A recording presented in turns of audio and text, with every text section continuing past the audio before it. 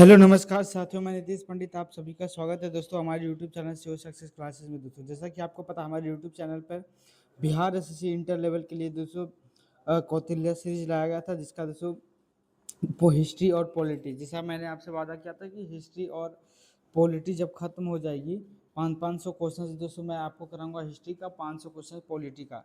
जब ये दोनों दोस्तों खत्म हो जाएगा तो उसके बाद फिर हम लोग ज्योग्राफी को देखेंगे और स्टैटिक जीके को देखेंगे। ठीक है, तो बिल्कुल आप उम्मीद करते हैं कि आप लोग इस पूरी वीडियो को आप लोग जरूर देखेंगे, पूर्ण मनोयोग से सुनेंगे और समझेंगे। ठीक है, तो चलिए बिना देर किए हुए हम अपने टॉपिक पे आते हैं। ठीक है, देखो क्वेश्चंस की ओर पहला बढ़ते हैं। शायद कल 120 क्वेश्चंस हो चुका था, है ना। मैं उम्मीद करता हूँ आप लोग जरूर देखेंगे। चलिए 121 नंबर क्वेश्चन में कर भारत के संविधान का कौन सा अनुच्छेद उच्च न्यायालय को दोस्तों रिट जारी करने का अधिकार देता है? बताओ भाई, उच्च अधिकार, ये सुप्रीम कोर्ट की बात कर रहा नहीं कर रहा है, ये हाई कोर्ट की बात कर रहा है। बताओ सुप्रीम कोर्ट जो है दोस्तों, सुप्रीम कोर्ट ये कहाँ है? तो आपने, ये तो बहुत छोटा सवाल है। सुप्रीम कोर्ट कहाँ है दोस्तों? दिल्ली में। अब सुप्रीम कोर्ट क्या कर सकता है? जो fundamental fundamental right, RIGH, fundamental जो राइट था, है ना, जो हमारा जो मौलिक अधिकार है उसके संबंध में दोस्तों रिट जारी करने का अधिकार था। किसको किसको है? तो बताओ, फंडामेंटल राइट के अधिकार का जब हनन होता है तो भारतीय संविधान में आर्टिकल 32 के तहत जो क्या करता है सुप्रीम कोर्ट जो आर्टिकल 32 के तहत, जो हाई कोर्ट है दोस्तों, हाई कोर्ट ये आर्टिकल 228 के तहत जो सो रिट जारी करता है। कितने तरह के रिट होते हैं? तो आपने ये 5 तरह के रिट होते हैं। तो 5 तरह का रिट दायर करने का क्या है? अधिकार है। तो बताओ किस, तो कौन से आर्टिकल को हाई कोर्ट को? तो आपने ये 226, सॉरी मैंने 28 लिख दिया यहाँ पे, 226 आर्टिकल, 226 आर्टिकल है, इसके तहत जो है क्या कर सकता है हमारा जो सुप्रीम कोर्ट है, वो जो हमारा हाई कोर्ट है ना, हाई कोर्ट वो क्या निकालता है? तो आपने हाई कोर्ट जो है, एक मिनट, 121,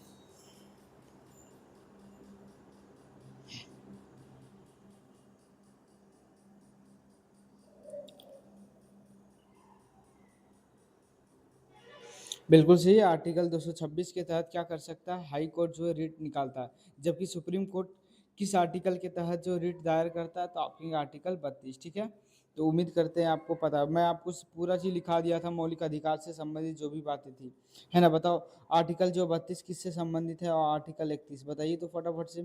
तो आप इनका 32 में जो है संवैधानिक उपचार का अधिकार है। कौन सा? संवैधानिक संवैधानिक उपचार का अधिकार कहते हैं, बिल्कुल संवैधानिक उपचार का अधिकार कहते हैं। बताओ ये किस, कौन से ऐसे आदमी जो है दोस्तों, कौन से ऐसे हमारे महान पुरुष में जो आर्टिकल 32 को इसे संविधान का आत्मा कहा है? क्या कहा इन्हें? संविधान का आत्मा, संविधान का आत्मा। सोचिए इतना बड़ा बात क्यों कहा गया है? क्योंकि जब किसी भी व्यक्ति का मौलिक अधिकार का हनन होगा तो सीधे कहाँ जा सकता है? आर्टिकल 32 के तहत वो हाई सुप्रीम कोर्ट जा सकता है, सुप्रीम कोर्ट सीधा जा सकता है। इसलिए बाबा साहब भीमराव अम्बेडकर ने इसे क्या कहा है?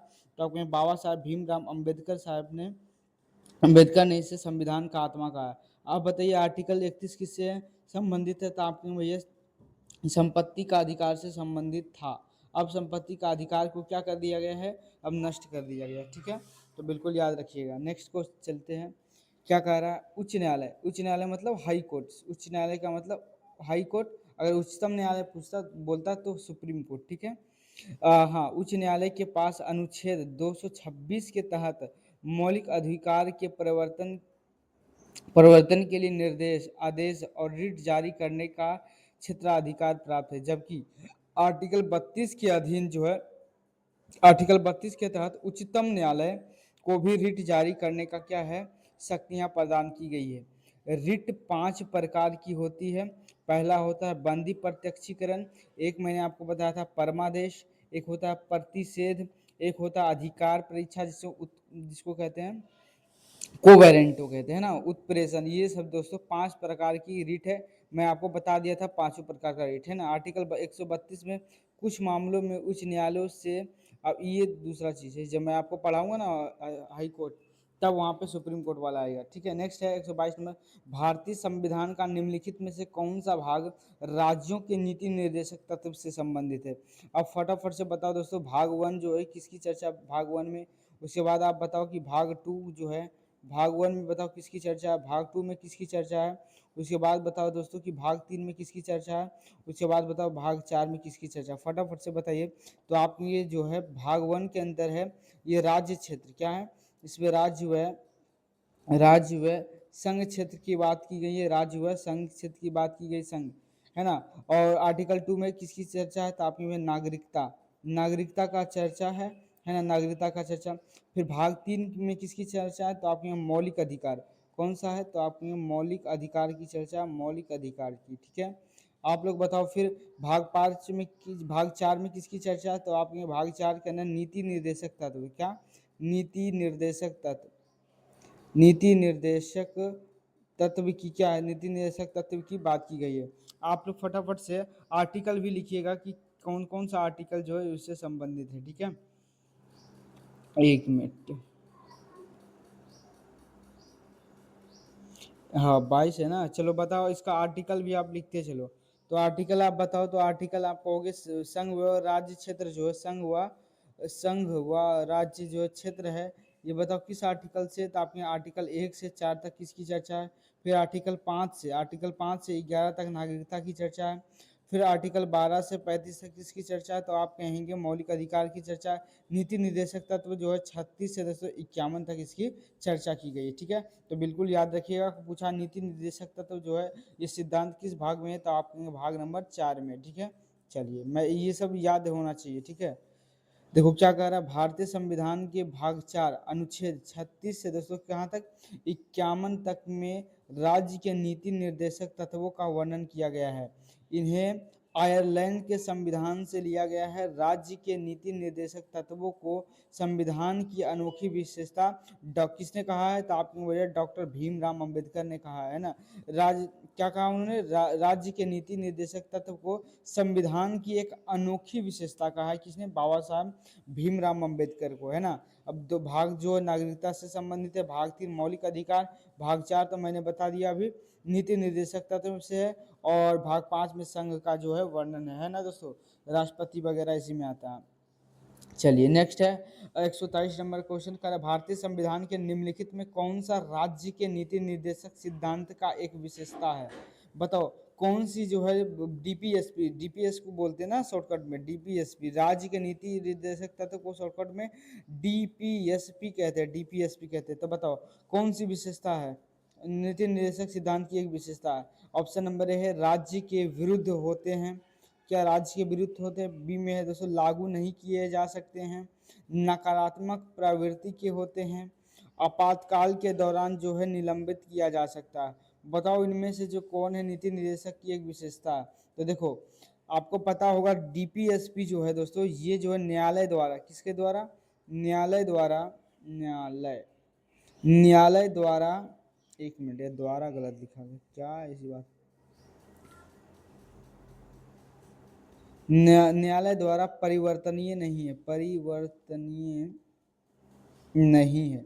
इसका मतलब क्या हुआ, मतलब अगर आपका नीति निर्देशक में जो बातें लिखी गई अगर उस बात को फुलफिल नहीं किया जा रहा सरकार के द्वारा जो नीति निर्देशक तत्व में है, तो इस मामले में आप किसी भी कोर्ट में आप नहीं जा सकते हैं ना। यही बात डीपीएसपी के लिए क्या है, तो आप ये डीपीएसपी जो है ये लागू नहीं किए जा सकते हैं ना। एक मिनट, ये न्यायालय द्वारा जो है दोस्तों लागू नहीं किया जा सकते, तो इसका आंसर क्या होगा, ऑप्शन नंबर बी होगा, है ना। यही एक बात क्या है, सही है, लागू नहीं किए जा सकते हैं ना, ज़बरदस्ती जो है डीपीएसपी को लागू नहीं किया जा सकता है। अगर सरकार के पास पैसा फंड होगा तभी नीति निर्देशक पे क्या कर सकती है, काम कर सकती है। देखो कर राज्य के दो विरुद्ध होते हैं ना, ये राज्य के दोस्तों विरुद्ध ये नहीं होते हैं, ऐसा बात कहना क्या है, गलत है। अब यहाँ पे कह रहा है कि नकारात्मक प्रवृत्ति के है, तो देखो डीपीएसपी जो है सकारात्मक सकारात्मक सकारात्मक प्रवृत्ति के, कैसे सकारात्मक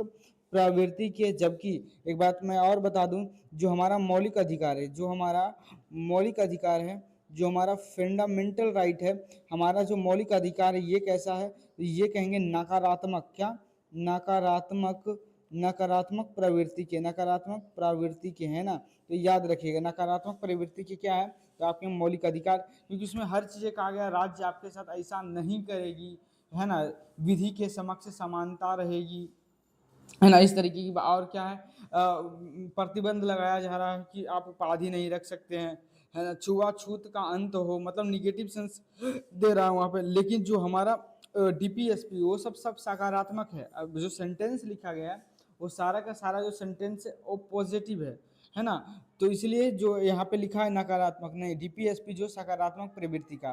फिर कह रहा आपातकाल के दौरान निलंबित किए जा सकते, इसका यहाँ पे कोई सेंस है ही नहीं, है ना, जब ये न्यायालय द्वारा जो परिवर्तन है ही नहीं तो आपातकाल के दौरान निलंबित हो या ना हो, इसका यहाँ पे कोई मतलब निकल रहा है नहीं है। भारतीय संविधान के भाग 4 में आर्टिकल 36 से 51 तक राज्य के नीति निर्देशक सिद्धांतों का क्या मिलता है, उल्लेख मिलता है। राज्य के नीति निर्देशक जो सिद्धांत है वो सकारात्मक प्रवृत्ति के, है ना, कि यहाँ पे जैसे देखो आप 40 में पढ़ोगे तो वहाँ पे पंचायती राज्य होना चाहिए, फिर 41 में कुछ दशाओं में मनोचित दिशा मतलब प्रसूति सहायता मिलना चाहिए, और फिर 43 में है क्या, मतलब इसमें सब जो है सकारात्मक प्रवृत्ति का, है ना। और देखो यहाँ कर इन्हें संविधान या फिर न्यायालय द्वारा दोस्तों लागू नहीं किया जा सकता है। ये डीपी जो एसपी है दोस्तों, डीपीएसपी जब सरकार के पास पैसे फंड रहेंगे तभी डीपीएसपी पे क्या कर सकती है, काम कर सकती है। अगर नहीं फुलफिल कर रही है तो आप जो है कहीं कोर्ट भी नहीं जा सकते हैं, क्योंकि न्यायालय द्वारा ये परिवर्तनीय नहीं है। ठीक है, नेक्स्ट क्वेश्चन पे चलते हैं। 124 नंबर का भारतीय संविधान की किस भाग में कल्याणकारी राज्य का विचार है, बताओ। कल्याणकारी राज्य बनाने की जो है बात हमारे संविधान के किस भाग के अंदर की गई है, बताओ फटाफट से। और पहला नंबर है मूल अधिकार, बी में प्रस्तावना, सी में है राज्य के नीति निर्देशक तत्व, है ना, और डी में दोस्तों मौलिक कर्तव्य। तो बताइए हमारे संविधान के अंदर कल्याणकारी राज्य बनाने की बात कहाँ की गई, तो भारतीय संविधान के निर्माताओं का लक्ष्य जो है दोस्तों भारत में कल्याणकारी राज्यों की स्थापना करना था। और कल्याणकारी राज्य का जो है शाब्दिक अर्थ क्या होता है, अपनी संपूर्ण जनता का सर्वांगीण विकास एवं दोस्तों लोकहित करना था, है ना, समाज के हर लोगों को दोस्तों, है ना, क्या करना, लाभ पहुंचाना, उसकी आर्थिक जो है स्थिति को सुधारना। कल्याणकारी राज्य का जो विचार है ये राज्य के नीति निर्देशक तत्व में दोस्तों ये बातें की गई है ना, तो याद रखिएगा हमारे संविधान के अंदर जो कल्याणकारी राज्य की जो है विचार किसके अंदर निहित है, तो ये राज्य के नीति निर्देशक तत्व में निहित है। ठीक है, चलो, राज्य के नीति निर्देशक तत्व का भारतीय संविधान के निर्माताओं का जो है दोस्तों लक्ष्य भारत में कल्याणकारी राज्य की स्थापना करना। कल्याणकारी राज्य का जो है शाब्दिक अर्थ अपनी संपूर्ण जनता का सर्वांगीण विकास तथा लोकहित करना, है ना। कल्याणकारी राज्य का जो है विचार राज्य के नीति निर्देशक तत्वों को वर्णित करता है। ठीक है, याद कर लीजिए। नेक्स्ट है, अच्छा आगे पीछे हो गया कोई बात नहीं। देखो एक्स और वाई एक जो है रेस्टोरेंट में दोस्तों प्रबंधकों के रूप में काम करते हैं, ठीक है, लेकिन उन्हें समान काम के लिए दोस्तों असमान वेतन मिलता है। काम तो दोस्तों दो, एक एक्स व्यक्ति है और एक वाई व्यक्ति है। काम तो दोस्तों बिल्कुल जो काम है वो क्या करते हैं, तो आप में काम तो समान करते हैं, लेकिन पैसा दोस्तों अलग अलग मिलता है। पैसा पैसा जो है दोस्तों जो उसका जो मजदूरी होता है वो कैसा मिलता है, असमान मिलता है। काम समान मिलता करते हैं लेकिन पैसा असमान मिलता है। ठीक है, लेकिन उन्हें समान काम के लिए असमान वेतन मिलता है। ठीक है, राज्य के नीति निर्देशक सिद्धांत का कौन सा अनुच्छेद जो है दोस्तों बताइए कि समान काम के लिए समान वेतन देने का अधिकार देता है, बताइए कौन सा हमारा आर्टिकल है दोस्तों जो बताइए कि जो हमारा समान काम के लिए समान वेतन की बात करता है, कौन सा नीति निर्देशक तत्व है, तो बताइए कौन सा आर्टिकल होगा, फटाफट से बताओ। तो हमारा जो आर्टिकल जो 39 है दोस्तों, जो हमारा आर्टिकल 39 है ये समान काम के लिए दोस्तों समान वेतन की बात करता है। ठीक है, अच्छा इसको याद रखिएगा, समान काम के लिए समान वेतन। अच्छा मान लो कोई व्यक्ति मतलब ये रेस्टोरेंट था ना, रेस्टोरेंट था, कुछ भी था, मान लो अगर समान वेतन नहीं दिया जा रहा, काम समान करता लेकिन वेतन असमान मिलता है, तो क्या आप न्यायालय जा सकते हैं, तो आप कहेंगे बिल्कुल न्यायालय जा सकते हैं, लेकिन दोस्तों न्यायालय आप नहीं जा सकते हैं, क्योंकि समान काम के लिए समान वेतन दिया जाना चाहिए। ये किसके अंदर आता है? तो आप कहेंगे आर्टिकल 39 के अंदर आता है, और जो आर्टिकल 39 है दोस्तों ये डीपीएसपी है। डीपीएसपी 36 से 251 तक आता है। अब डीपीएसपी जो है दोस्तों वो न्यायालय द्वारा परिवर्तनीय नहीं है, लेकिन फिर भी दोस्तों ये लोगों को बताया गया कि समान काम के लिए समान वेतन मिलने चाहिए, है ना।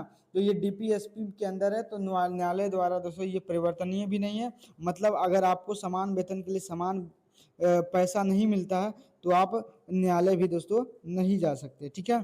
चलिए नेक्स्ट क्वेश्चन देखो, यहाँ पे लिखा गया है, बहुत सारी बातें लिखी गई, देखिए यहाँ पे अनुच्छेद 39 के अंतर्गत निम्नलिखित दोस्तों नीति निर्देशक तत्वों का वर्णन किया गया है। काम में देखिए 39 के राज्य प्रत्येक स्त्री और पुरुष को दोस्तों समान रूप से जो है जीवन के साधन उपलब्ध कराने की दोस्तों क्या करेगी, प्रयास करेगा, ठीक है।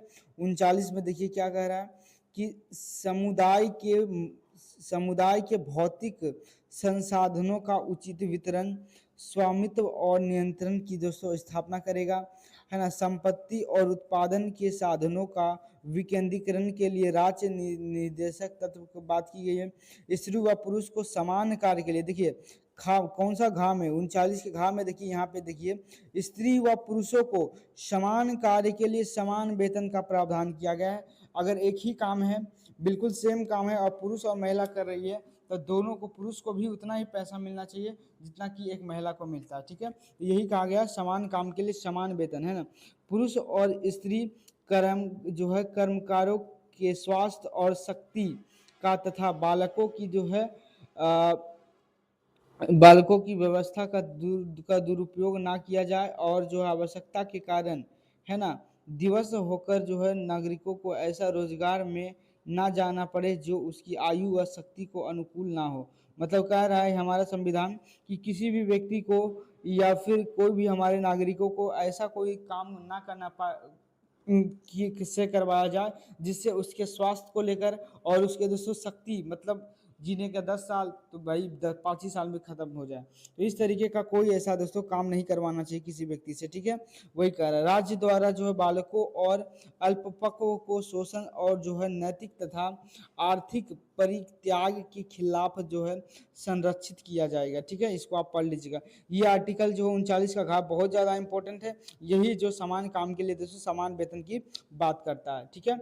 याद रखिए, कर भारत के संविधान के अनुच्छेद किसके तहत बताइए अनुसार राज्य ग्राम पंचायतें संगठित करने के लिए कदम उठाते हैं ना, उन्हें ये शक्तियां और अधिकार प्रदान करेंगे जो स्वशासन की इकाइयों के रूप में उन्हें कार्य करने के में सक्षम बनाने के लिए आवश्यकता होगा। बताओ, ये मोटा मोटी यही कह रहा है कि हमारा बताओ जो पंचायती राज्य की व्यवस्था की गई है, पंचायती राज्य की बात जो की गई किसके अंदर की गई है, पंचायती राज। तो आपको पता है कि आर्टिकल जो कौन सा आर्टिकल दोस्तों कहेंगे 40, आर्टिकल जो 40 है दोस्तों, कौन सा आर्टिकल जो 40 है उसी के अंदर दोस्तों पंचायती राज्य की क्या की गई है, तो आपकी में बात की गई है आर्टिकल, है ना, ग्राम पंचायत के गठन के प्रावधान की गई है। मैं लिख देता हूँ, ग्राम पंचायत की क्या, ग्राम पंचायतों ग्राम पंचायतों के गठन का दोस्तों प्रावधान किया गया है, प्रावधान। ये किस आर्टिकल के अंदर किया गया है, तो आर्टिकल दोस्तों 40 के अंदर किया गया, ठीक है, याद रखिएगा। अब देखो आर्टिकल दोस्तों यहाँ पे 38 आया, बताओ आर्टिकल 38 क्या कहता है, तो राज्य जो है दोस्तों, राज्य क्या, राज्य जो है दोस्तों लोक कल्याण जो है अभिवृद्धि के लिए, राज्य लोक कल्याण की अभिवृद्धि के लिए, अभिवृद्धि मतलब उसकी कामना करेगी के लिए सामाजिक व्यवस्था कराएगी, के लिए सामाजिक क्या करेगी, सामाजिक व्यवस्था करेगी, ठीक है। तो याद रखिएगा, ठीक है। तो आप में बिल्कुल राज्य जो है लोक कल्याण अभिवृद्धि के लिए दोस्तों काम करेगी, ये आर्टिकल 38 कहता है, ठीक है। 38 39 का समान काम के लिए दोस्तों निःशुल्क। अब देखो एक ये सबसेट आता है 39 के काम में, देखिए क्या इसको याद रखना, 39 का काम में क्या कहा गया है, इसमें दोस्तों कुछ दशाओं में, है ना। कुछ दशाओं में दोस्तों मतलब ये नहीं, समान न्याय एवं, इसमें जो कहा गया है समान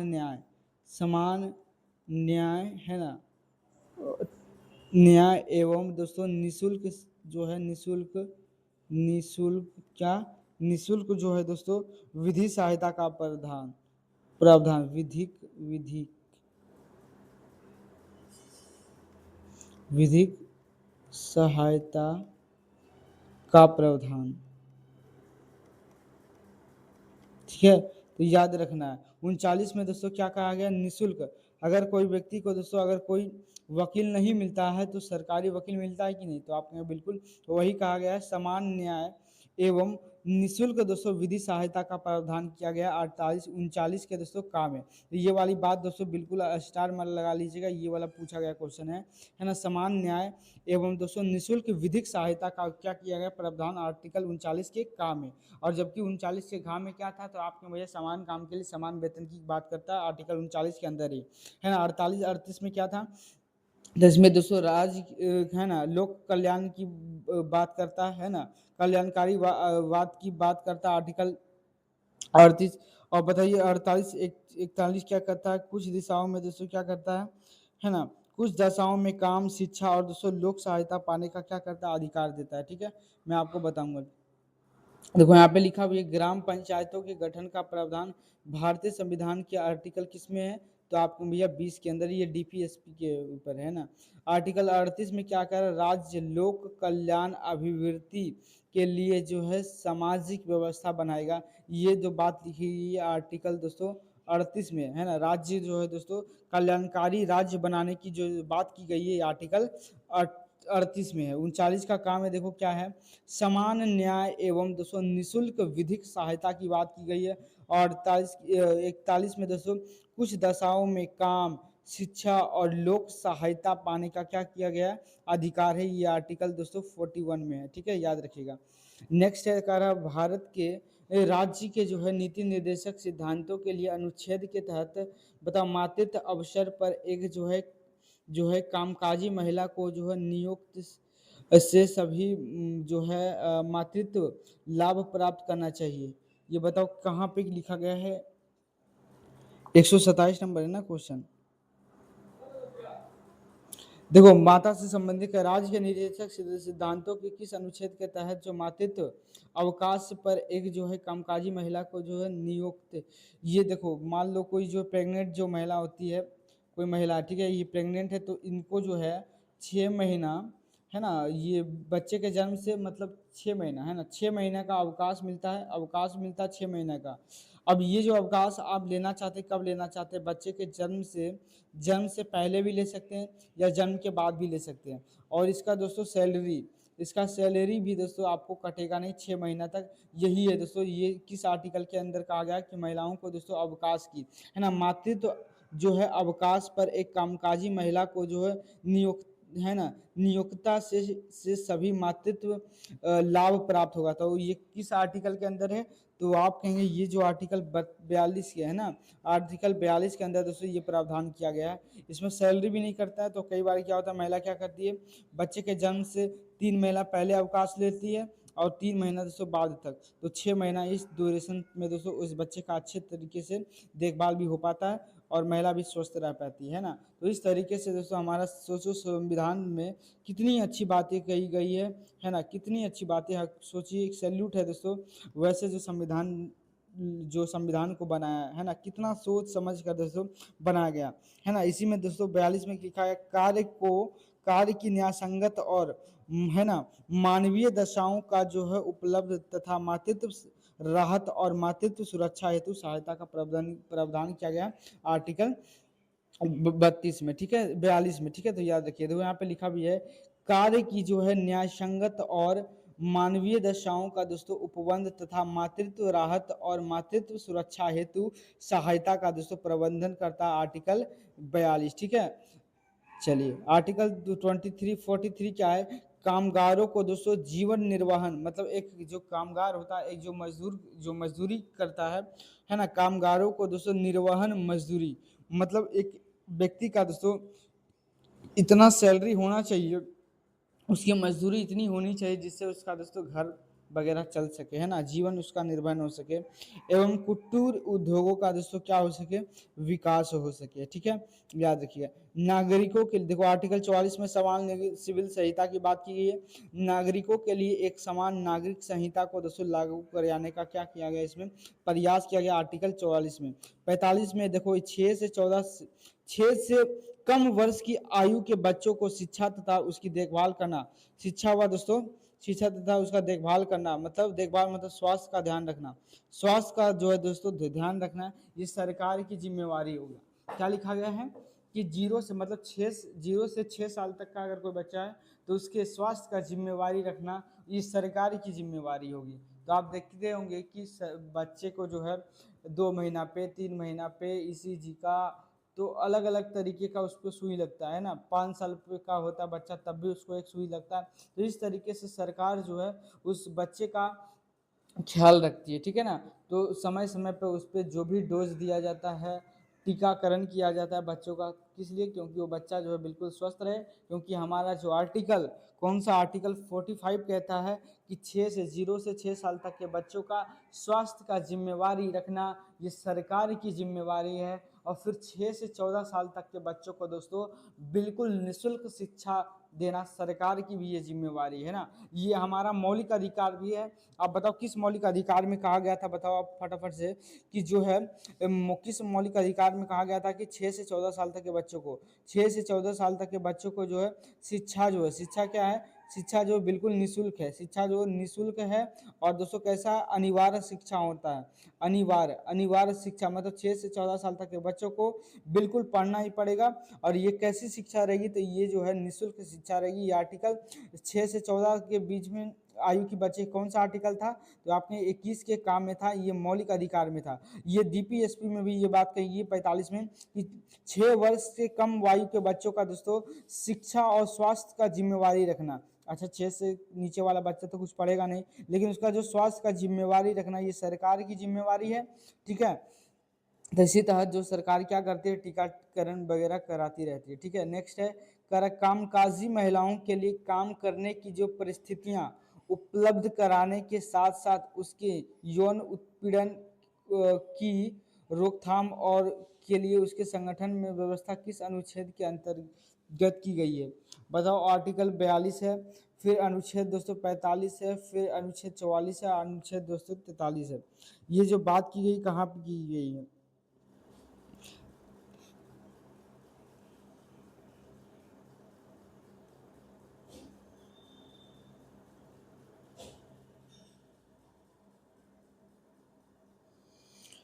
बताओ। आर्टिकल 42 में तो दोस्तों ऐसे कोई बात नहीं की गई है। तो दोस्तों इसका राइट आंसर होगा आर्टिकल जो है 43। कौन सा होगा, आर्टिकल 3, ये सब बातें की गई है। ठीक है, यहाँ पे पढ़ लेते, देखो आर्टिकल 43 में पढ़ लेते, कह रहा है जो है कर्मचारियों को जीवन निर्वहन हेतु दोस्तों यथोचित वेतन और जो है ग्रामीण क्षेत्रों में कुटीर उद्योगों को दोस्तों बढ़ावा देना, ये आर्टिकल 43 के अंदर कही गई। ठीक है, अच्छा आर्टिकल 42 होगा, एक मिनट गलत हो गया यहाँ पे। आर्टिकल 242 इसका क्या होगा, राइट आंसर हो जाएगा। इसी में तो महिलाओं की बात की गई है ना, आपने बिल्कुल इसी में मनोचित, देखो यहाँ पे लिखा भी होगा। देखो उद्योगों के, ये तो 42 के बारे में, 44 में दोस्तों सवाल निविल संहिता की बात की, बाकी इसको पढ़ लीजिएगा। ठीक है, ये क्वेश्चन समझ गए होंगे, मैं आपको समझा दिया था। ये वाला क्वेश्चन था ना महिलाओं वाला, जो प्रसूति सहायता मिलती है आर्टिकल 42 के तहत।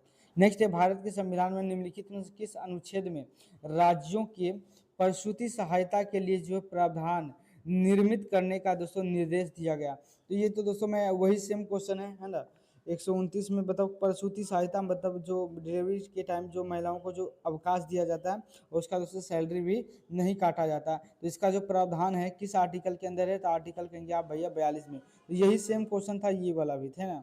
अब बिल्कुल ये भी सेम है, तो 42 नंबर हो जाएगा। ये 42 आर्टिकल जो 42 के अंदर दोस्तों ये प्रावधान किया गया। ठीक है, देखो लिखा भी है 39 में, देखो क्या क्या है, राज्य प्रत्येक जो है, राज्य है, राज्य को कहा जा रहा है, राज्य जो है प्रत्येक स्त्री और पुरुषों को दोस्तों समान रूप से जीविका के साधन उपलब्ध कराने का दोस्तों क्या करेगी, प्रयत्न करेगी। मतलब रोगों को दोस्तों क्या रोजगार देने की बात करेगी और सभी महिला पुरुष को वेतन भी क्या मिलने चाहिए, समान मिलने चाहिए। ये आर्टिकल दोस्तों 39 में। आप बताओ 39 के काम में क्या है, तो आपके भैया निःशुल्क क्या, निःशुल्क विधिक सहायता, निःशुल्क विधिक सहायता की भी बात की, विधिक विधि सहायता, निःशुल्क विधि सहायता की भी दोस्तों बात की गई है। तो आपने बिल्कुल सही है।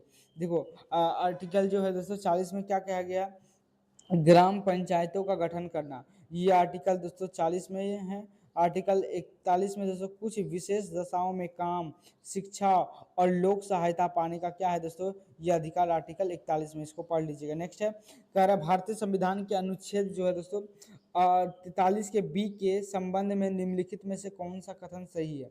इसमें 44वें संविधान संशोधन में शामिल किया गया था। बी में यह आजीविका के आधार से संबंधित है। सी में है इसे 2002 में शामिल किया गया था। डी में यह जो है सहकारी संगठन से संबंधित है। तो ये क्वेश्चन काफी अच्छा क्वेश्चन है। देखो जो आर्टिकल जो है दोस्तों 43 का जो वी है दोस्तों, इसमें जो है यह सहकारी संगठन से संबंधित है। इसमें दोस्तों सहकारी संगठन बनाने की बात की गई है ना। चलिए याद रखिएगा। देखो यहाँ पे लिखा है भारतीय संविधान का अनुच्छेद जो है 43 का बी, सहकारी समिति या फिर संगठन के जो है वो यूनियन से संबंधित उल्लेख किया गया है। इस अनुच्छेद को 97 संविधान संशोधन अधिनियम 2011 के द्वारा दोस्तों मौलिक जो है मूल संविधान में दोस्तों इस पे शामिल किया गया था। कब जोड़ा गया था, तो आपके 97वां संविधान संशोधन अधिनियम 2011 में जोड़ा गया था। क्या जोड़ा गया था, तो इसमें जो है सहकारी है ना, सहकारी जो समिति या संगठन के यूनियन से संबंधित इसमें बात की गई थी। नेक्स्ट 131 भारतीय संविधान का अनुच्छेद 43 का बी का प्रावधान है। ऑप्शन नंबर 1 कार्यपालिका से न्यायपालिका का पृथक्करण बिल्कुल गलत है। ये तो दोस्तों 51 नंबर में है। कह रहा सहकारी समिति का दोस्तों बढ़ावा देना, बिल्कुल ये बातें सही है कि सहकारी संगठन को जो दोस्तों जो है सहकारी जो संगठन हो गए उसका बढ़ावा देने की बात की आर्टिकल जो है 43 के बी में। ठीक है। अच्छा सी में क्या गया कहा गया, तो आपके ग्राम पंचायतों का जो गठन दोस्तों ये कहाँ पे आर्टिकल 40 के अंदर है, जबकि काम पाने का अधिकार जो दोस्तों ये आर्टिकल जो है ये 43 के अंदर ही है ना। जीवन निर्माण ये 43 के अंदर ही होगा। तो लेकिन ABCD में है ना, तो ये इसका राइट आंसर क्या हो जाएगा, तो आपका option number B is the correct answer. ठीक है। नेक्स्ट सवाल पे आ जाते हैं। एक मिनट,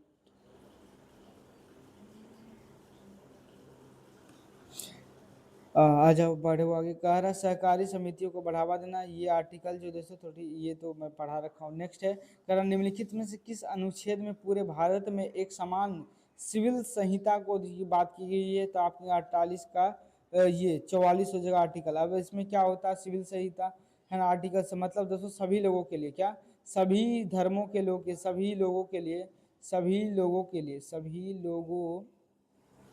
लिए, समान कानून, सभी लोगों के लिए समान दोस्तों कानून। इसका मतलब होता है समान सिविल संहिता का मतलब ये होता है सभी लोगों के लिए दोस्तों समान संहिता। जैसे दोस्तों शादी, क्या हुआ शादी वगैरह, जैसे आप इस सबसे ज़्यादा सेंसिटिव मामला यहाँ पे होता है एक जो संपत्ति को लेकर होता है। देखो संपत्ति को लेकर क्या होता है, संपत्ति में देखो आज तक का जो समाज है हम लोग का, अभी वर्तमान में जो समाज है इसमें क्या है कि एक मान लीजिए इसका एक पुरुष है, उसका मान लो दो बेटा बेटी है, एक बेटा है ना, एक बॉय है, और मान लीजिए दोस्तों एक गर्ल है, ये गर्ल है ना, इसका बाल बना देते हैं, और ये दोस्तों बॉय है। अब जनरली क्या होता है कि बाप की संपत्ति बेटे को मिलता है और इस बेटी को दोस्तों नहीं मिल पाता है। तो यहाँ पे भेदभाव हो रहा है कि नहीं, तो क्या सभी नागरिकों को क्या समान अधिकार मिल पाया कि नहीं, तो आपके बिल्कुल नहीं मिल पाया। जब हमारे देश के अंदर दोस्तों हर राज्य के अंदर अगर समान सिविल संहिता दोस्तों लागू हो जाएगा तो महिला और पुरुष को दोस्तों क्या होगा, समान अधिकार मिलेगा। जितनी संपत्ति बाप की है उसमें भी दोस्तों दो भाग में बेटा को भी उतना ही मिलेगा और बेटी को भी इतना, है ना। शादी भी है ना, शादी दोस्तों शादी का मामला हो या फिर जो विवाह होगा दोस्तों, शादी विवाह तो एक ही हुआ, शादी और दोस्तों जो तलाक होते हैं ना, तलाक, एक मिनट, तलाक, इन सभी का दोस्तों बिल्कुल, शादी तो भले ही अलग अलग धर्मों से होगा लेकिन जो तलाक देने का जो नियम है दोस्तों एक ही रहेगा, है ना। तो यही बातें कही गई है किसके अंदर, समान सिविल संहिता। जब ये दोस्तों हर राज्य में जब लागू हो जाएगा तो हर जगह पे दोस्तों बिल्कुल समानता की बात होगी, ठीक है। नेक्स्ट है का भारतीय संविधान के अनुच्छेद 244 के अनुसार राज्य भारत के समस्त राज्य क्षेत्र में नागरिकों के लिए एक जो है समान नागरिक संहिता को सुरक्षित करने का क्या करेगी, प्रयास करेगा। ये हमारे आर्टिकल 244 में कहा गया सभी लोगों के लिए समान कानून रहेगा। आर्टिकल 40 में आपको बता रहा हूँ कि ग्राम पंचायतों का गठन। 42 में दोस्तों काम और न्याय संगत और मनोचित दशाओं तथा दोस्तों प्रसूति सहायता देना। प्रसूति सहायता का मतलब वही फीमेल्स को सहायता देना है ना। जब वो प्रेग्नेंट होगी तो वहाँ पे क्या होगा कि जब बच्चे के जन्म से पहले, जो बच्चे के जन्म से पहले क्या 6 महीने का टोटल अवकाश मिलता है। आप कहीं कभी भी ले सकते हैं बच्चे के जन्म से पहले या जन्म के बाद 6 महीने, है ना।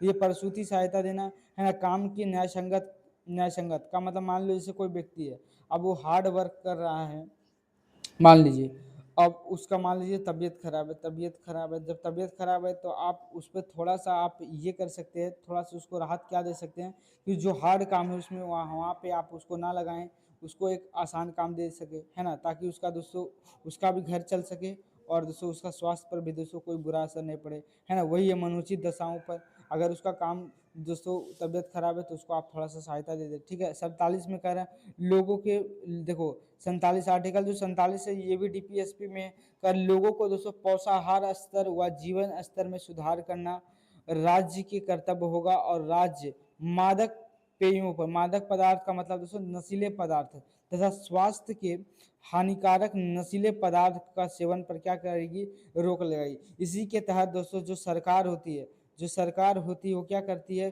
कभी कभी नशीले पदार्थों पे, दारू शराब पे क्या लगाती है, इसी आर्टिकल के तहत जो प्रतिबंध लगाती है। सोचो कितना ताकतवर है, क्योंकि हमारे सरकार की जिम्मेवारी है आर्टिकल 47 के तहत कि लोगों को स्वास्थ्य का ध्यान रखना है ना। लोगों को दोस्तों पोषाहार मतलब उस व्यक्ति को दोस्तों पोषक तत्व वाला आहार मिलना चाहिए, जिससे उसके स्वास्थ्य में कोई जो है दोस्तों खराब होने की कोई संभावना ना रहे।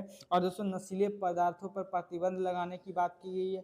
नशीली जो दवाएं होती हैं उस पर भी प्रतिबंध लगाने की बात की गई है।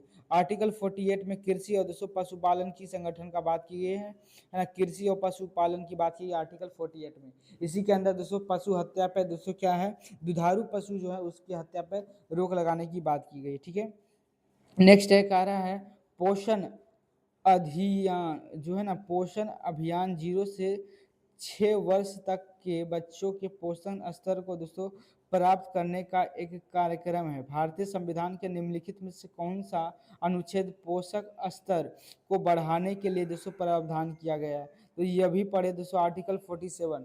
इसी में कहा गया ना पोषण अधिनियम जो है, पोषण अधिनियम नियम जो है 0 से 6 वर्ष तक के बच्चों के लिए दोस्तों पोषण स्तर को प्राप्त करने का एक कार्यक्रम बनाया गया था, है ना। तो ये जो कार्यक्रम है दोस्तों किस अनुच्छेद के अंदर लगाया था, तो भारतीय संविधान में दोस्तों कहाँ से लाया गया था, क्योंकि आर्टिकल 47 में देखो यहाँ पर अभी मैंने पढ़ा था कि आर्टिकल जो 47 है ना, आर्टिकल 47 में क्या है, लोगों के दोस्तों पोषाहार स्तर व जीवन स्तर को सुधारने का दोस्तों राज्य का कर्तव्य होगा, है ना। व्यक्ति का दोस्तों जीवन स्तर को सुधारने का जो कर्तव्य है, उसको अच्छे खाना मिले, पोषक युक्त खाना मिले, है ना। तो इसी के तहत जो हमारा जो राज्य काम करती है कि 0 से 6 साल तक के बच्चों को जो पोषण है ना, पोषण जो है दोस्तों अच्छे से करती है ना।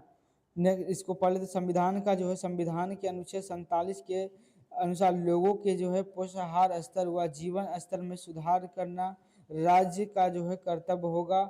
और राज्य मादक पदार्थ व स्वास्थ्य के लिए जो है हानिकारक नशीले पदार्थों का सेवन पर क्या लगाएगी, ये रोक लगाएगी, ठीक है। तो याद रखेंगे। नेक्स्ट है भारतीय संविधान का कौन सा अनुच्छेद कार्यपालिका से दोस्तों न्यायपालिका का पृथक्करण करती है ना। कार्यपालिका का दोस्तों न्यायपालिका से दोस्तों बिल्कुल अलग है, ये है आर्टिकल 250 है ना, आर्टिकल 50 है। और लगता है एक कहीं पे मैं गलत कहीं तो नहीं बताया हूँ, 1 मिनट, मुझे याद आ रहा कुछ कहीं पे तो गलती गड़बड़ी हुआ है ना, लग रहा शायद मैंने 50 की जगह, 1 मिनट, हटाओ हटाओ, मैंने ये शायद बता, ये देखो आर्टिकल में इसमें जो अंतर्राष्ट्रीय है, इसमें आर्टिकल 51 में शायद मैंने बता दिया था कि कार्यपालिका का, तो गलती हो गया ना, यहाँ पे मैं बता देता हूँ। अंतर्राष्ट्रीय दोस्तों, अंतर्राष्ट्रीय जो है शांति की बात, अंतर्राष्ट्रीय शांति की बात की गई है आर्टिकल 51 में। आर्टिकल 50 में क्या है, तो आपने आर्टिकल 50 में जो कार्यपालिका का न्यायपालिका से पृथककरण की बात की है, आर्टिकल जो है 40 में आपको पता है पंचायती राज की बात की है, ये मैं बता रखा हूँ, है ना। भारतीय संविधान का अनुच्छेद जो 50 के तहत न्यायपालिका को दोस्तों जो है कार्यपालिका से पृथककरण करने हेतु राज्य को जो है नीति निर्देशक निर्देश दिया गया है ना। आर्टिकल 41 में कुछ दशाओं में काम, शिक्षा और लोक सहायता पाने का क्या है अधिकार। 51 में अंतर्राष्ट्रीय शांति और सुरक्षा का दोस्तों अभिवृद्धि की बात की गई है, मैं आपको बता रखा हूँ। नेक्स्ट है का संविधान का निम्नलिखित में कौन सा अनुच्छेद राज्य की नीति निर्देशक सेवाओं में न्यायपालिका को कार्यपालिका से पृथककरण करने के लिए कदम उठाए गए हैं। तो ये है दोस्तों आर्टिकल 50, मैंने आपको बता रखा हूँ, ठीक है। देखो 47 नंबर फिर से पढ़िए, देखो बार बार इसलिए लिखाया हूँ कि आपको याद हो जाए। पोषाहार स्तर, पोषाहार स्तर का मतलब जो हम लोग खाते पीते हैं ना, पोषाहार स्तर और जीवन स्तर को ऊंचा करने और लोक स्वास्थ्य में सुधार करने का राज्य का क्या होगा, ये कर्तव्य होगा। आर्टिकल 49 में ये बहुत इंपॉर्टेंट है। 49 आर्टिकल देखिए, राष्ट्रीय महत्व के जो स्मारक हैं, स्थान है और वस्तुओं का दोस्तों क्या करना पड़ेगा, संरक्षण। जो राष्ट्रीय महत्व के हैं चीजें हैं, जो स्मारक है, ताजमहल है, लाल किला, इन सभी का दोस्तों सुरक्षा करना ये लोगों की जिम्मेवारी होना चाहिए, है ना, है ना। अब फिर देखो आर्टिकल, ये तो अभी आगे पढ़ेंगे ना इसको। भारत के संविधान का कौन सा अनुच्छेद अंतर्राष्ट्रीय शांति एवं सुरक्षा को बढ़ावा देने का प्रबंध करता है। तो ये जो है दोस्तों आर्टिकल 51 जो है ये बात ही करता है। ये पोषक युक्त दोस्तों, पोषक युक्त दोस्तों ये जो है पोषण का ये बात करता है। पोषक युक्त जो दोस्तों खाने का बात करता है। और क्या, मादक पदार्थों पर प्रतिबंध, मादक पदार्थ पर दोस्तों, मादक पदार्थों पर प्रतिबंध की बात करता है, पदार्थों पर प्रतिबंध की बात करता है, प्रतिबंध की बात करता है। आर्टिकल 50 में मैंने अभी बताया। आर्टिकल 49 में दोस्तों स्मारकों, है ना, अंतर्राष्ट्रीय महत्व के जो है, राष्ट्रीय महत्व के जो है ना, राष्ट्रीय महत्व के, राष्ट्रीय महत्व के दोस्तों जो स्मारक है या फिर वस्तु, उसका जिम्मेवारी जो है दोस्तों सुरक्षा करने की जिम्मेवारी राज्य की होगी, है ना। 50 में अभी बताया कि कार्यपालिका का दोस्तों न्यायपालिका से, कार्यपालिका का दोस्तों न्यायपालिका से क्या है, बिल्कुल अलग अलग रखा गया है, ठीक है। तो याद रखेंगे अंतर्राष्ट्रीय शांति और सुरक्षा तथा भारत के जो है विदेश नीति का प्रावधान संविधान के दोस्तों 51 में विदेश नीति, है ना।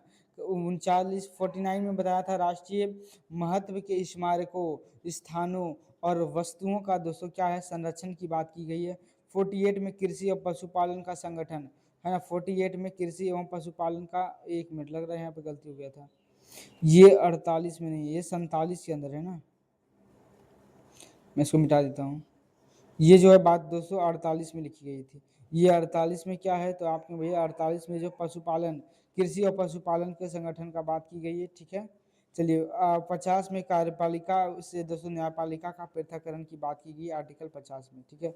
नेक्स्ट है भारतीय संविधान का निम्नलिखित में से कौन सा अनुच्छेद अंतर्राष्ट्रीय शांति और सुरक्षा के प्रचार से संबंधित है। तो ये जो आर्टिकल जो अंतर्राष्ट्रीय सुरक्षा की बात करता है आर्टिकल 51 में आपको बता रखा हूँ बार बार, है ना। ग्राम पंचायत जो दोस्तों 40 में, 43 में कर्म, है ना, कर्मकारों के लिए दोस्तों, कर्मगारों जो है, कर्मकारों लिख दिया ना, कामगारों के लिए जो है जीवन निर्वहन क्या होनी चाहिए, मजदूरी होने का दोस्तों प्रावधान और कुटीर उद्योगों का दोस्तों विकास करने की बात की गई। 47 में पोषाहार स्तर और जीवन स्तर को दोस्तों ऊंचा करने के लिए दोस्तों स्वास्थ्य में सुधार करने का दोस्तों राज्य का ये क्या होगा, कर्तव्य होगा, ठीक है। नेक्स्ट है 138 निम्नलिखित में से कौन सा राज्य के नीति निर्देशक सिद्धांत का जो है गांधीवादी सिद्धांत है। कौन कौन सा जो बात है दोस्तों गांधी जी से प्रेरित था, कौन सा नीति निर्देशक तत्व। समान सिविल संहिता, बी में समान नागरिक संहिता, समान काम के लिए समान वेतन, फिर जैसे समान जो है सिविल संहिता, है ना। फिर न्यायपालिका को कार्यपालिका से अलग करना, फिर ग्राम पंचायत का गठन। ये दोस्तों गांधी जी का कहना था ग्राम पंचायत। आपको पता होगा कि जब संविधान बनने लग गया था तो गांधी जी और अम्बेडकर साहब में दोस्तों बहुत ज़्यादा बहस छिड़ गया था, क्योंकि गांधी जी का कहना था दोस्तों GANDH, गांधी जी का कहना था कि पंचायती राज होना चाहिए, लेकिन अम्बेडकर का कहना था कि ग्राम पंचायत नहीं होना चाहिए। क्यों? क्योंकि सब पैसा मुखिया लूट लेगा। तो पैसा भाई मुखिया लूट लेगा तो इसका मतलब क्या, ग्राम पंचायत नहीं रहेगा।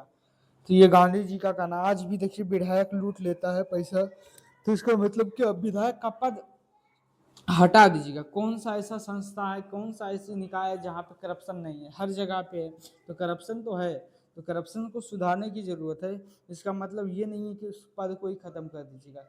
ये गांधी जी का कहना था, है ना? तो इसलिए इसको जो है एक ऐसा जगह पे रखा गया, डीपीएसपी में जानबूझकर पंचायती राज पे रखा गया कि जिस राज्य को लगे कि पंचायती राज होना चाहिए तो वहाँ पे होगा, और जहाँ पे लगेगा कि पंचायती राज की ज़रूरत नहीं है तो वहाँ पे पंचायती राज नहीं होगा। तो इसलिए दोस्तों सोच समझकर डीपीएसपी में इसको रखा गया है ना। तो ये दोस्तों जो विचारधारा किसकी है, ये गांधी जी की विचारधारा से प्रेरित है, ठीक है। तो संविधान के भाग 4 में दोस्तों ये 36 से 51 तक राज्य के नीति निर्देशक सिद्धांतों शामिल है। नीति निर्देशक सिद्धांत के जो गांधीवादी सिद्धांत, देखो 40 में दोस्तों ग्राम पंचायतों का गठन करना। फिर 43 में क्या है, कर्मकारों को दोस्तों जीवन निर्वहन पैसा उन्हें मिलना चाहिए। 43 के बी में ये 43 का भी याद रखिएगा, सहकारी समिति का दोस्तों उन्नयन करना, है ना। और 46 में दोस्तों जो है राज समाज के कमजोर वर्गों, विशेषकर अनुसूचित जनजातियां, अन्य कामगार वर्गों के शैक्षणिक और जो है आर्थिक हितों को दोस्तों बढ़ावा देना, है ना। ये दोस्तों ये बहुत इंपॉर्टेंट है आर्टिकल जो है 46। इसी में दोस्तों SC ST ये सब की दोस्तों जीवन स्तर को बढ़ाने की बात की गई है। 48 में दोस्तों आर्टिकल 48 में कृषि और पशुपालन का संगठन क्या करना, संगठन और दोस्तों गाय बछड़े व दोस्तों अन्य जो दुधारू पशुओं की दोस्तों नस्लों की दोस्तों परिचरण और दोस्तों सुरक्षा करना, और उसके वध पर, है ना, उसकी हत्या पर दोस्तों क्या करना, रोक लगाने की बात की गई आर्टिकल 48 में। याद रखिएगा आर्टिकल 48। आर्टिकल 47 में याद रखिएगा 47 में क्या था, तो आपकी आर्टिकल 47 में पोषण से संबंधित था। और 46 में क्या था, तो आपके 46 में SC ST की बात की है। 45 आर्टिकल में क्या था, तो आपके 45 में जो है 0 से 6 वर्ष तक के बच्चों को स्वास्थ्य का जिम्मेवारी रखना, ये सरकार की जिम्मेवारी होगी।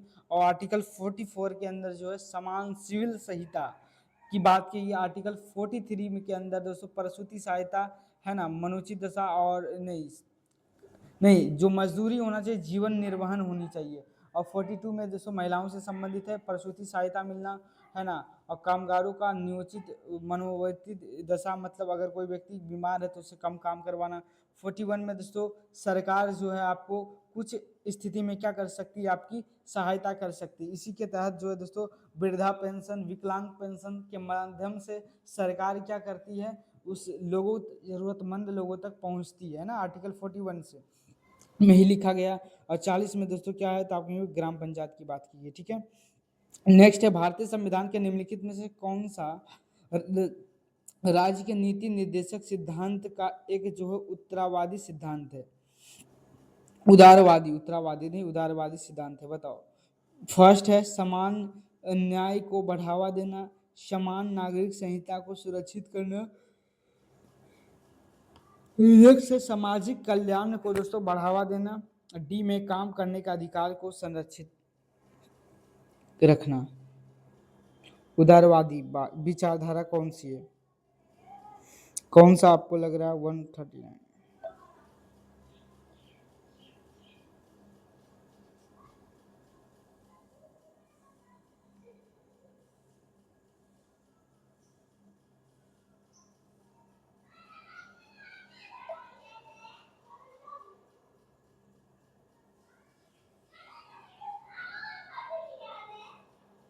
तो देखो हमारे जो मौलिक सिद्धांत है दोस्तों, जो हमारा जो डीपीएसपी है, इसके अंदर समान सिविल संहिता की दोस्तों बात की गई है ना। भारतीय संविधान के निम्नलिखित में कौन सा राज्य के निर्देशक सिद्धांत का एक उदारवादी सिद्धांत है? तो उदारवादी बात यही है, समान नागरिक संहिता को दोस्तों क्या करना, सुरक्षित करना, ठीक है। आप इस बहुत छोटा छोटा लिखा हुआ, इसको आप लोग पढ़ लेंगे। मैं आपको पूरा आर्टिकल ऐसे पढ़ा दिया हूँ, ठीक है। ऐसे मैं पढ़ देता हूँ, देखो क्या क्या चीज़ है। ये तो कर राज्य के नीति निर्देशक सिद्धांतों में सभी जो आदर्श शामिल हैं, इसमें पालन करना राज्य के देश की, ये तो आप पढ़ लेंगे। आर्टिकल 44 में दोस्तों समान सिविल संहिता, 45 में 6 वर्ष से कम आयु के बच्चों की शिक्षा और प्रारंभिक बाल्यावस्था देखभाल करना, ये सरकार की जिम्मेवारी है। शिक्षा भी देना और स्वास्थ्य की जिम्मेवारी रखना। आर्टिकल 48 में कृषि और पशुपालन का संगठन की बात की गई है।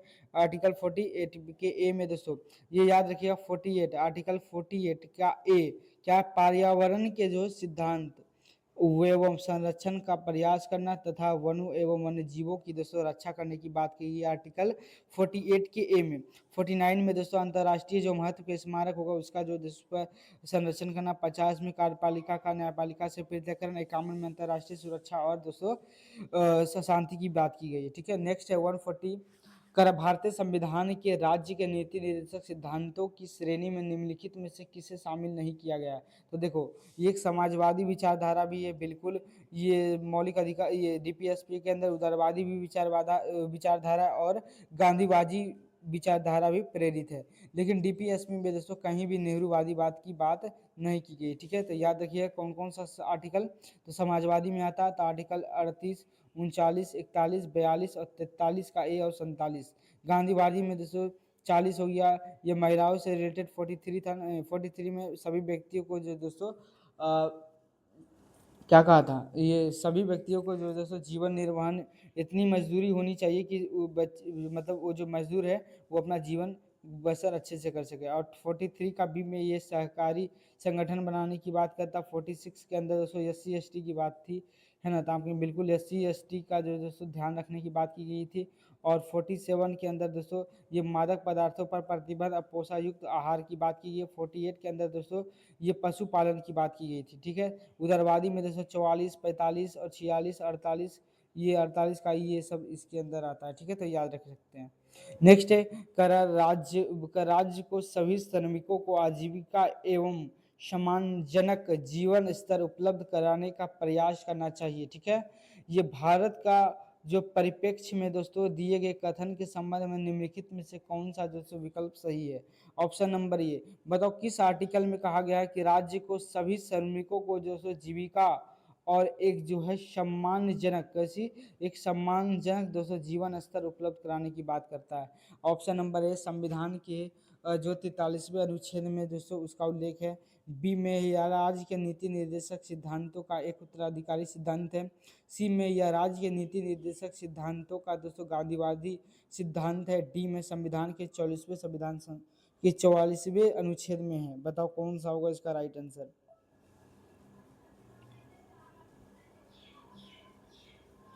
तो देखो मैं अभी बता रखा हूँ कि जो हमारे संविधान का आर्टिकल जो 43 है इसमें दोस्तों ये क्या कहा गया, जो सामरिक ये क्या कहते हैं श्रमिकों को दोस्तों आजीविका और एक जो सम्मान पूर्ण जीवन जीने का क्या होना चाहिए उपलब्ध कराना, ये सरकार का क्या है जिम्मेवारी है।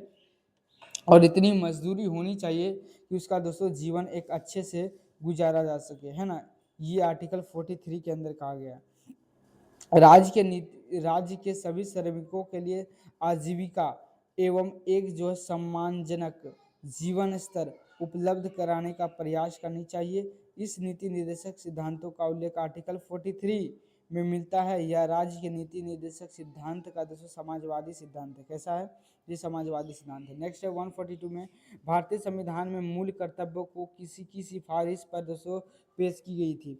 फटाफट से बताओ जो हमारा संविधान है दोस्तों ये किससे जो है हमारा जो आपको पता है सबसे पहले कि जो मौलिक कर्तव्य किस भाग के अंदर है। तो ये आप कहेंगे चार के दोस्तों काम है, 4 के काम है। और 51 का दोस्तों 51 के कितने हैं तो आप कहेंगे 51 के काम है ना, 51 के अंदर दोस्तों ये हमारा ये मौलिक कर्तव्य है। ये मौलिक कर्तव्य दोस्तों मूल संविधान में नहीं था, मूल संविधान में दोस्तों ये मूल संविधान के अंदर नहीं था। इसे दोस्तों 42वां संविधान संशोधन 42वीं संविधान संशोधन 1976 अधिनियम द्वारा दोस्तों मौलिक कर्तव्य को जोड़ा गया था। अब बताओ किस देश से लिया गया मौलिक कर्तव्य, तो ये दोस्तों रूस के संविधान से लिया गया। कहाँ के संविधान से लिया गया, तो आपके यूएसएसआर पहले पुराना नाम था सोवियत संघ ऑफ रसिया, है ना, यह मतलब रूस के संविधान से लिया गया। किसकी सिफारिश पर लिया गया था दोस्तों, आया था तो ये सरदार स्वर्ण सिंह समिति, सरदार स्वर्ण सिंह समिति की सिफारिश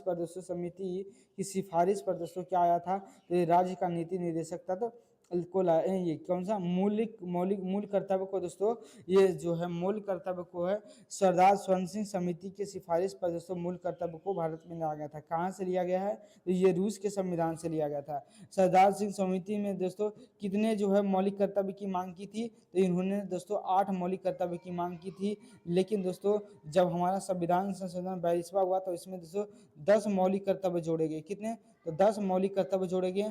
फिर उसके बाद फिर दोस्तों एक मौलिक कर्तव्य और जोड़ा गया। तो अभी वर्तमान में दोस्तों टोटल मौलिक कर्तव्यों की संख्या कितनी है, तो आपके लिए 11 है।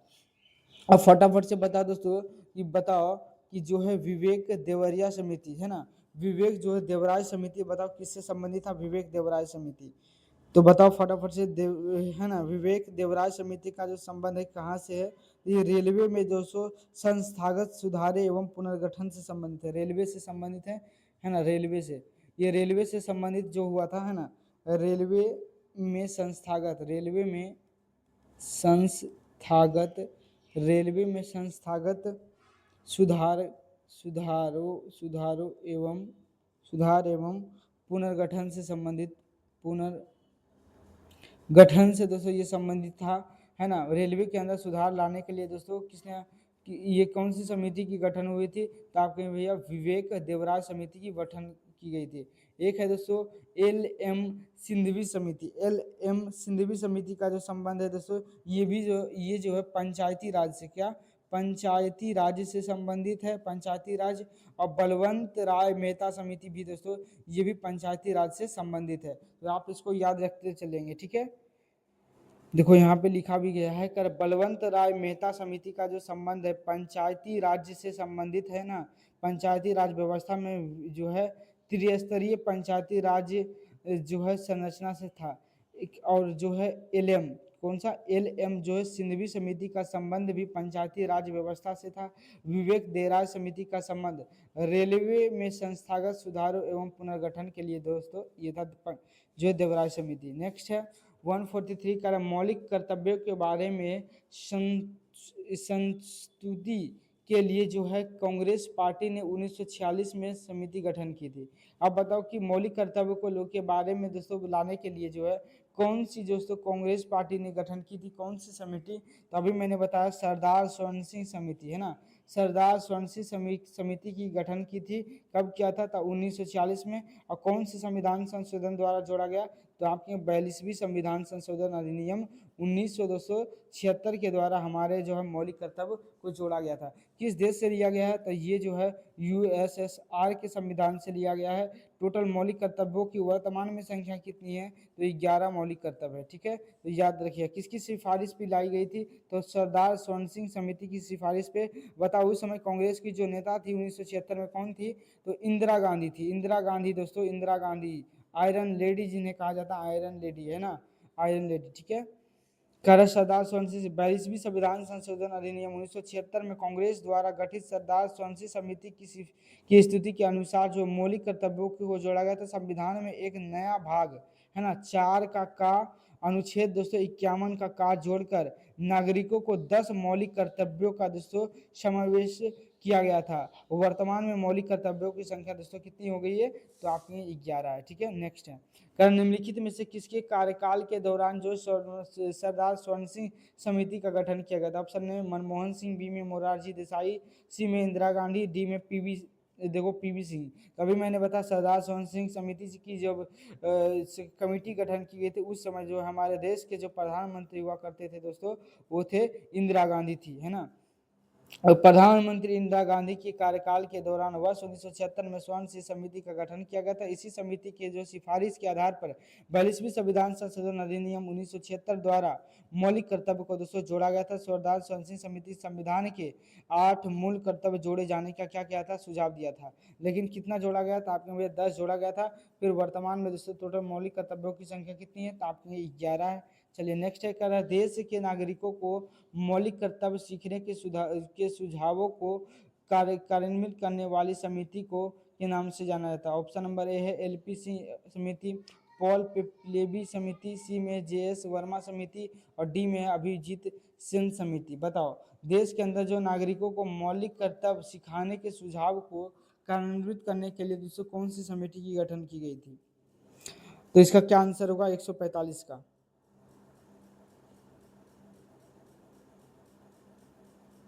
तो जो है दोस्तों वर्मा समिति, कौन सा, जेएस दोस्तों वर्मा समिति की गठन की गई थी मौलिक कर्तव्य को, है ना।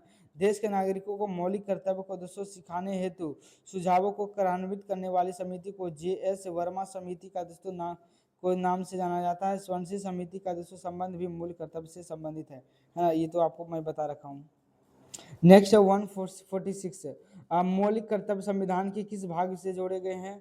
तो मौलिक कर्तव्य जो है दोस्तों अभी मैंने बताया आर्टिकल जो है ये भाग 4 के का में और 51 के का के तहत दोस्तों मौलिक कर्तव्य को जोड़ा गया। वर्तमान में दोस्तों कितने मौलिक कर्तव्य है वर्तमान में? तो आपका मौलिक कर्तव्य वर्तमान में 11 है। और दोस्तों पहले कितना था? तो आपने भैया पहले जो है मौलिक कर्तव्यों की संख्या 10 थी। सरदार सिंह समिति में सरदार समिति है ना, सरदार सिंह समिति ने कितनी जोड़ने के प्रावधान रखा था, प्रस्ताव रखा था? तो 8 ही रखा था, लेकिन जोड़ा कितना गया था आपने 10, और वर्तमान में कितना हो गया था आपने 11, याद रखिएगा, ठीक है। तो वर्तमान में भारतीय संविधान में दोस्तों टोटल कितने भाग है? तो आपके भैया 22 भाग है। और जो है मूल संविधान में दोस्तों 22 भाग थी, है ना, आपको पता होगा। ये सब तो आपको याद है, मैं पढ़ा रखा हूँ ऑलरेडी पहले ही। 147 देश की रक्षा करना और जो है देश की रक्षा करने, है ना, देश की रक्षा करने और जो आह्वान किए जाने पर राष्ट्र की सेवा के लिए तत्पर रहना उल्लेख है इसके तहत किया गया। देखो हमारा संविधान में जब आप पढ़ेंगे मौलिक कर्तव्य को जब जोड़ा गया दोस्तों, तो उसके अंदर ये कहा गया कि देश की रक्षा हेतु अगर देश के अंदर मान लो सीमा पर पाकिस्तान घुस गया है, अगर हम लगे देश को कि हमारे बहुत सारे नागरिकों को या फिर सेना की ज़रूरत है, तो तुरंत दोस्तों, या फिर किसी अगर मान लो एनसीसी कोई कर लिया होता है तो नॉर्मली घर गांव की तरफ रहता है। अगर ज़रूरत सरकार की पड़ती है तो दोस्तों एनसीसी वाले को बुलाया जाता है। अगर एनसीसी वाला भी दोस्तों अगर कम पड़ जाए तो हम जो अच्छे लोग होंगे, जो हष्ट पुष्ट लोग होंगे, उसको अगर सरकार नहीं, अगर हमें देश की अगर ज़रूरत हो जाए, हम लोगों की नागरिकों को भी, है ना, तो देश की सुरक्षा करने के लिए दोस्तों आह्वान किए जाने पर राष्ट्र को सेवा के लिए दोस्तों तत्पर रहने का उल्लेख है। मतलब हमारे देश के अंदर अगर कोई भी संकट आता है तो सभी नागरिकों को दोस्तों उसके हेल्प करने के लिए क्या होनी चाहिए? तत्पर रहना चाहिए। ये हमारा किस के अंदर लिखा गया? तो ये मौलिक कर्तव्य दोस्तों ये हमें सिखाता है, ठीक है। सरदार स्वयंसी समिति की सिफारिशों पर मूल कर्तव्यों को जोड़ा गया था। देश की रक्षा करने और आह्वान किए जाने पर दोस्तों राष्ट्र की सेवा के लिए तत्पर रहने का उल्लेख मौलिक कर्तव्यों में दोस्तों किया गया, ठीक है। नेक्स्ट है 148, 2022 तक प्राप्त जो जानकारी के अनुसार बताइए भारतीय संविधान में टोटल मौलिक कर्तव्यों की संख्या कितनी थी? तो आपको भैया 11 मौलिक क्या था? कर्तव्य था, ठीक है। याद रखिएगा मौलिक कर्तव्य। सरदार स्वयंसी समिति की सिफारिश पर मौलिक कर्तव्यों को जोड़ा गया था। देश की रक्षा करने और जो आह्वान किए जाने पर राष्ट्र की सेवा के लिए तत्पर रहना, ये उल्लेख जो है दोस्तों मौलिक कर्तव्य के अंदर किया गया, ठीक है। एक दो क्वेश्चन और हैं।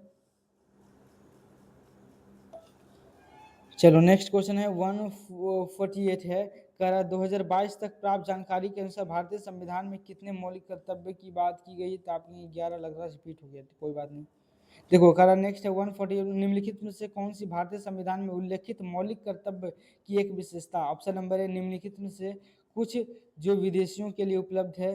बी में दोस्तों जो है औचित्यपूर्ण प्रतिबंध लगाए जा सकते हैं। सी में इनमें से कुछ कानून विशेषताओं के लिए उपलब्ध है, विशेषज्ञता के लिए प्रसिद्ध है। चार डी में दोस्तों संविधान इन्हें सीधे लागू करने का प्रावधान नहीं करता है। ये बताओ इसका आंसर क्या होगा 148। देखो हमारा जो मौलिक कर्तव्य है ना, भारतीय संविधान में उल्लेखित जो है मौलिक कर्तव्य है दोस्तों, इसकी विशेषता एक विशेषता है। तो ये देखो इनमें से कुछ दिशा ये सब दोस्तों ये गलत है ना। ये संविधान इसे सीधे लागू करने का दोस्तों प्रावधान नहीं करता है ना। ये संविधान दोस्तों ये मानना, इसके लिए अगर आप मान लो मौलिक कर्तव्य को नहीं मानते हैं तो आपको दोस्तों ये मानना ना मानना ये आपकी नैतिकता पे ये बात आती है कि आपके अंदर कितना जुनून है देश के प्रति, जो भी इसमें प्रावधान किया गया है। एक नागरिक होने के लिए मौलिक कर्तव्य दोस्तों, एक जीवन जीने के लिए एक व्यक्ति के लिए दोस्तों मौलिक कर्तव्यों का ध्यान रखना चाहिए, है ना। जैसे वन, पेड़ पौधे, है ना, हमें अपने राष्ट्रगान की दोस्तों सम्मान करना चाहिए, ये सब नैतिकता है। मतलब इस तरीके का चीज़ें आपको आनी चाहिए, अगर आप नहीं करते तो आपको ऐसा नहीं है कि आपको फांसी की सज़ा हो जाएगी, लेकिन दोस्तों आप न्यायालय नहीं जा सकते, लेकिन एक जो सम्मान होता है वो अलग चीज़ें होती है, ठीक है। तो याद रखिए संविधान के भाग 4 के ए में अनुच्छेद 51 से में दोस्तों कुल 11 मूल कर्तव्यों का दोस्तों उल्लेख किया गया है। मूल कर्तव्यों को मूलभूत जो है सिविल संघ के संविधान से लिया गया है। मौलिक कर्तव्य केवल दोस्तों भारतीय नागरिकों पर लागू होते हैं। संविधान मौलिक कर्तव्यों को सीधे लागू करने का दोस्तों प्रावधान नहीं किया गया है ना। संविधान में मौलिक कर्तव्यों को दोस्तों सीधे लागू करने की बात नहीं कहती है, ठीक है। नेक्स्ट है आज का जो है दोस्तों आखिरी प्रश्न है 150, ठीक है। क्या कहा गया है, मौलिक कर्तव्यों के संबंध में निम्नलिखित में से कौन सा जो है कथन सही नहीं है। अब बताओ, ये मैं पूरा जो है ये डीपीएसपी में आपको पढ़ा दिया हूँ ना, तो आपने बिल्कुल, तो बताओ इसमें कौन सा होगा, कर मौलिक कर्तव्य के संबंध में निम्नलिखित में से कौन सा कथन जो सही नहीं है। ऑप्शन नंबर ए है, ये 51 के ए मौलिक कर्तव्यों से संबंधित है। मौलिक कर्तव्यों की कुल संख्या 11 है, बिल्कुल बातें सही है, ये भी सही है, ये भी सही है। 43वें संविधान संशोधन द्वारा शामिल किया गया था, नहीं जी, ये 42वें संविधान संशोधन जो है 1976 द्वारा इसे लागू किया गया था। ये संविधान में भाग 204 के ए में शामिल किया गया, बिल्कुल सही है। तो कौन इसमें गलत है, तो आपने भैया ऑप्शन नंबर सी इसका राइट आंसर हो जाएगा, ठीक है। संविधान के भाग 4 के ए में अनुच्छेद 51 के ए में जो है कर्तव्यों का उल्लेख मिलता है। मौलिक कर्तव्यों की टोटल जो संख्या 211 है। स्वर्ण सिंह समिति की सिफारिश के आधार पर 42वें संविधान संशोधन अधिनियम 1976 में 10 मौलिक कर्तव्यों को दोस्तों संविधान में शामिल करने की बात की करती है। तो दोस्तों आज का क्लास बिल्कुल क्या हो गया, खत्म हो गया। आई होप ये आपको वीडियो बिल्कुल पसंद आया होगा। खुश रहिएगा, मस्त रहिएगा, अपनी तैयारी को दोस्तों बिल्कुल मेरे साथ जुड़कर एक नई दिशा दीजिए। मिलेंगे नेक्स्ट क्लास में, तब तक के लिए जय हिंद।